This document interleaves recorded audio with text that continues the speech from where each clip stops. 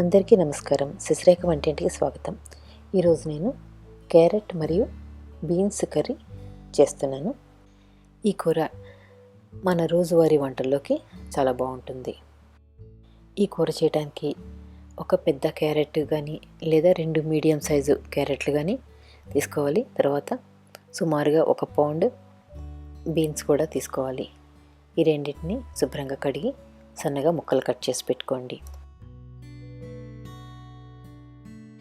ఇప్పుడు ఒక ముకుళ్ళో 2 టేబుల్ స్పూన్లు నూనె వేసి మీడియం హీట్లో వేడి చేయండి. నూనె వేడెక్కాక 1 టేబుల్ స్పూన్ శనగపప్పు, 1 టేబుల్ స్పూన్ మినపప్పు వేసి వేయించండి.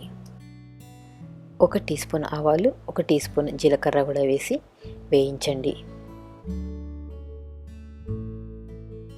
ఇప్పుడు 4 ఎండుమిరపకాయలని సన్నగా ముక్కలుగా గిల్లి అవి కూడా వేసి వేయించండి. ఆ తర్వాత కొద్దిగా ఇంగువ, కరివేపాకు కూడా వేసి ఒకసారి వేయించి మనం కట్ చేసి పెట్టుకుని ఉన్న బీన్స్, క్యారెట్ ముక్కలు కూడా వేసేసి ఒకసారి కలిపేయండి.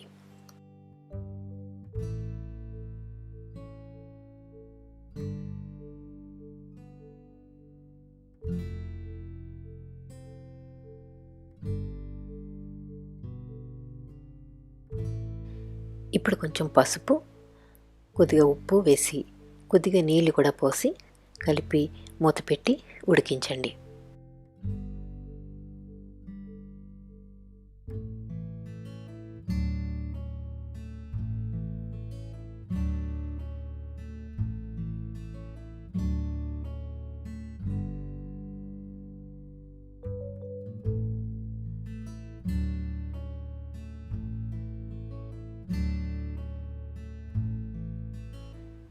సుమారు 10 నిమిషాలు లో మీడియం ఫ్లేమ్లో ఉడికిన తర్వాత ఒకసారి మూత తీసి చూడండి, ఎంతవరకు ఉడికాయో తెలుస్తుంది.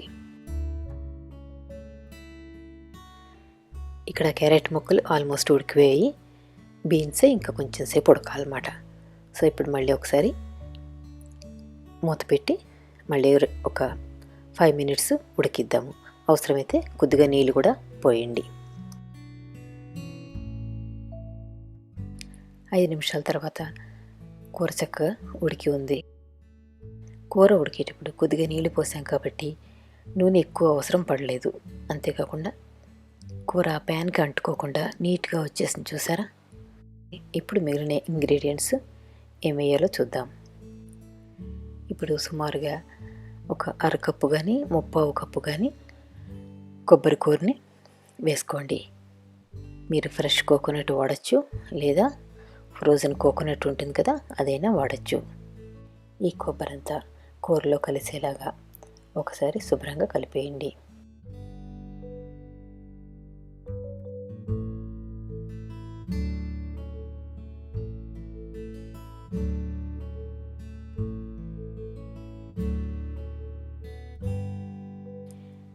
ఇప్పుడు 1-2 టేబుల్ స్పూన్లు నువ్వుల పొడిని కూడా వేసుకోండి.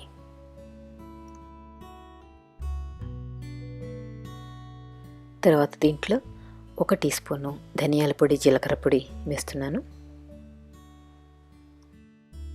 మీరు కొంచెం కారం కావాలనుకుంటే కొద్దిగా ఎండు కారం కూడా ఇప్పుడు వేయచ్చు, కానీ నేను వేయట్లేదు. ముందు వేసాను కదా ఎండుమిరపకాయలు, అవే సరిపోయాయి నాకు.